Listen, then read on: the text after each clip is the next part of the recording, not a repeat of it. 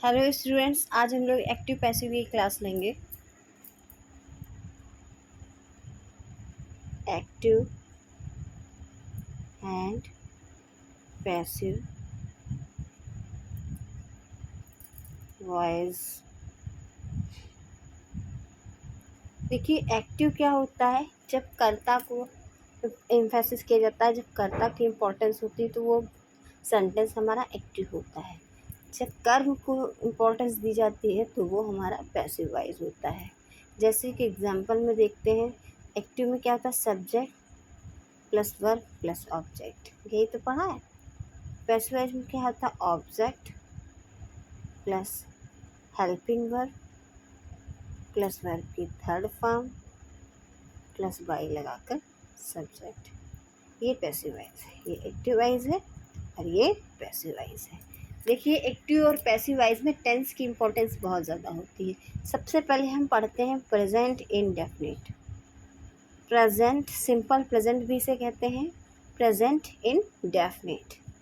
इसमें क्या होता है फ्रेंड्स? प्रेजेंट इंडेफिनिट में सबसे पहले तो ये याद रखते हैं, पहचान हिंदी में पहचान क्या है? ता है, ती है, ते हैं। और इंग्लिश में कैसे पहचानते हैं? वर्ब से। अगर सिंगुलर सब्जेक्ट अगर है तो इसके साथ क्रिया में एस या एस अफर्मेटिव में लगता है। अफर्मेटिव में जैसे he gives me a book, he gives me a book, singular subject. और इसी का प्लरल बनाएं तो क्या बनाएंगे? यू ही गिव्स, एस ऐसे एस लगेगा, क्यों? सिंगुलर सब्जेक्ट है। You give me a book, वह मुझे एक किताब देती है, तुम मुझे एक किताब देते हो। तो यहाँ पे देखिए, प्लरल आया था सब्जेक्ट तो गिव खाली लिखा है, सिंगुलर आया था ऐसे एस लगा है। अब इसका पैसिव वॉइस कैसे बनाते हैं? ध्यान दीजिए, पैसिव वॉइस ऑब्जेक्ट उठाते हैं। इसमें दो ऑब्जेक्ट है, एक ये और एक ये। ऐसे ऐसे केस में हम दोनों ऑब्जेक्ट से टेंस पैसिव वॉइस बना सकते हैं। तो सबसे पहले हम इससे बनाते हैं, आई। अब हेल्पिंग वर्ब प्रेजेंट इंडेफिनिट में पैसिव वॉइस में helping verb is am are लगता है, आई के साथ एम लगता है। आई एम, अब क्या? गिव की third form given a book, I am given a book by,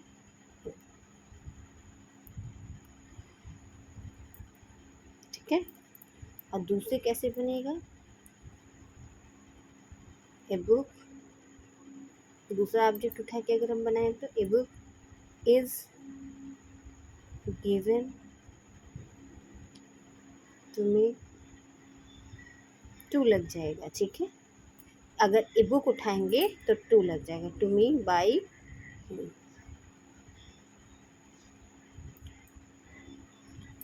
अब देखिए, ये सेंटेंस कैसे बनाएंगे? मी से उठाइए, आई एम, बिल्कुल सेम वही बनेगा, गिवन, क्योंकि यहाँ पे क्रिया जो होती है ऑब्जेक्ट के अकॉर्डिंग लगती है ना। I am given a book by you, या अ बुक सेम वैसे बनेगा, ए बुक इज गिवन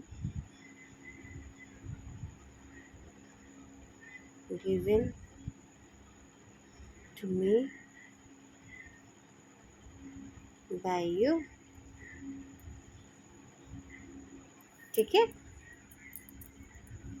ये आपका एक्टिव वॉइस, ये पैसिव वॉइस, ये भी पैसिव वॉइस, ये आपका एक्टिव वॉइस, ये पैसिव वॉइस और ये भी पैसिव। जब दो ऑब्जेक्ट है तो दो प्रकार से पैसिव वॉइस बन सकता है।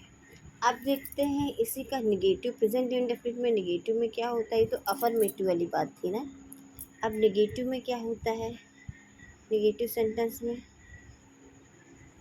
इसमें हमने क्या सीखा था? वह स्कूल नहीं जाता है, नहीं नहीं लगा के होता है निगेटिव, नकारात्मक वाक्य होता है।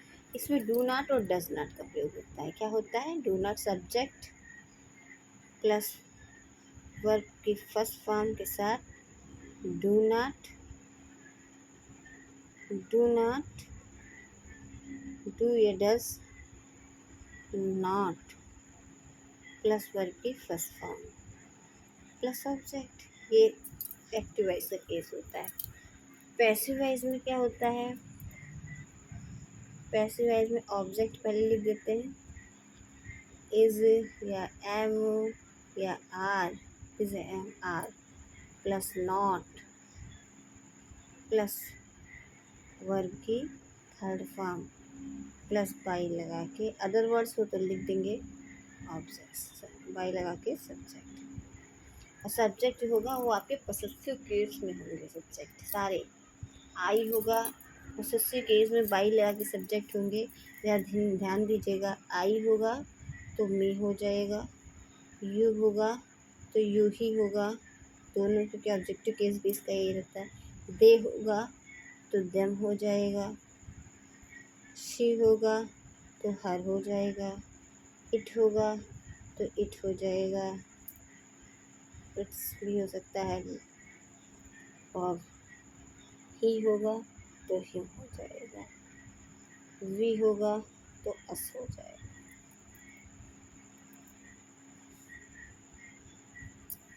ठीक,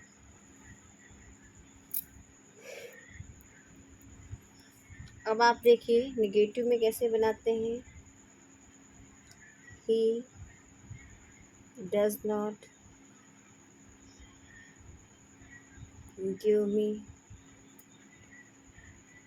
a book,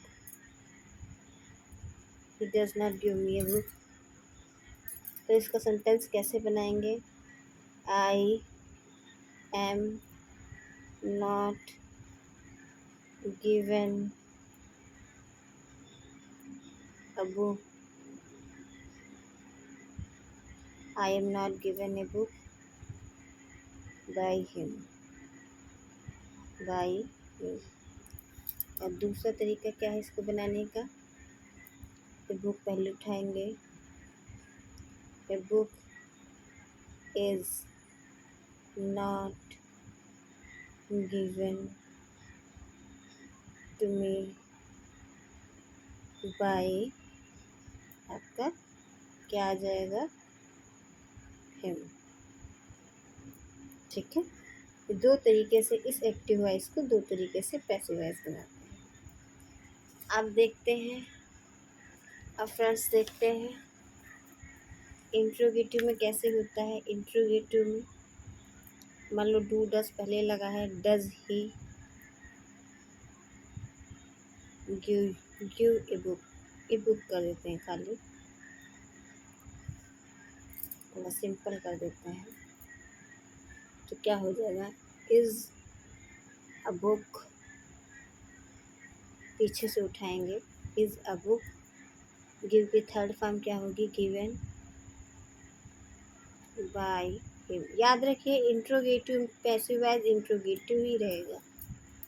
अब ऐसा सेंटेंस आता है, who gives a book, who gives a book, तो क्या लिखेंगे, हु की जगह पे बाय हुम आ जाता है, by whom is a book given. ठीक है, और होम अगर है तो हु आ जाएगा, home, home do does he, home does he give a book.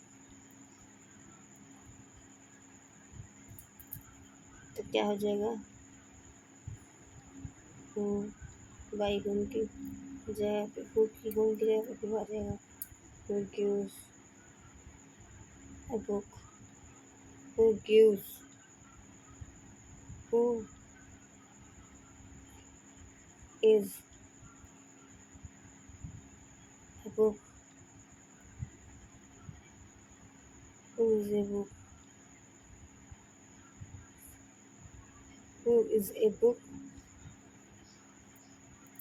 Given by him.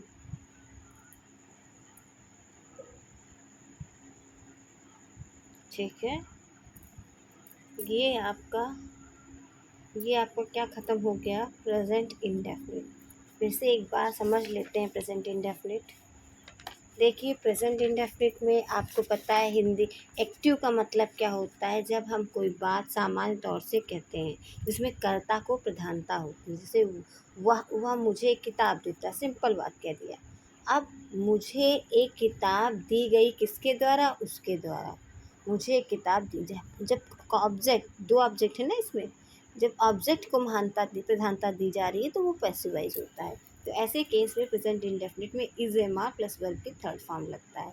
अगर दो ऑब्जेक्ट दे रखे हैं तो एक दूसरे ऑब्जेक्ट से भी बन सकता है बस, लेकिन इसमें टू लग जाएगा। ये देखिए व्हाट लगाने पर जो उत्तर आता है वो डायरेक्ट ऑब्जेक्ट कहलाता है, और हु लगाने पे उत्तर आता है तो इनडायरेक्ट ऑब्जेक्ट कहलाता है। से उसने मुझे क्या दिया, क्या दिया, एक किताब दिया, उसका आंसर किताब, यानी ये डायरेक्ट ऑब्जेक्ट है। किसे दिया, मुझे दिया। जब होम लगाते हैं किसे किसे दिया, होम लगाने पे जो उत्तर आए आपका वो इनडायरेक्ट ऑब्जेक्ट कहलाता है। ठीक है। अब देखिए निगेटिव में वही सेंटेंस में नॉट लगा देते हैं। I am not given a book by him, या a book is not given to me by him. ठीक है, निगेटिव में नॉट लगा देते हैं। सब्जेक्ट बस is am are, does not do not लगता है ना, इससे उसमें वन में ऐसे एक वचनकर्ता के साथ क्रिया, बहुवचनकर्ता के साथ क्रिया में कुछ नहीं लगता है। इसमें क्या होता है, एक वचनकर्ता के साथ डज नॉट और बहुवचनकर्ता के साथ डू नॉट।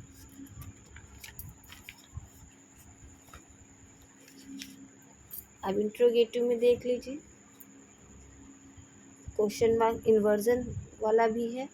क्वेश्चन वर्ड से, हेल्पिंग वर्ब से स्टार्ट करके क्या शब्द का है, क्या भाई किताब देता है। Does he give a book, तो इसका पैसिव वॉइस कैसे बनेगा, इज अ बुक। इज पहले लाएंगे, इज हमारी इसकी सहायक क्रिया होती है प्रेजेंट इंडेफिनिट की। Is a book given by him. ठीक है, हु गिव्स अ बुक, तो क्या बनाएंगे, by whom is a book given. फिर whom does he give a book, तो who is a book given by him. ठीक है।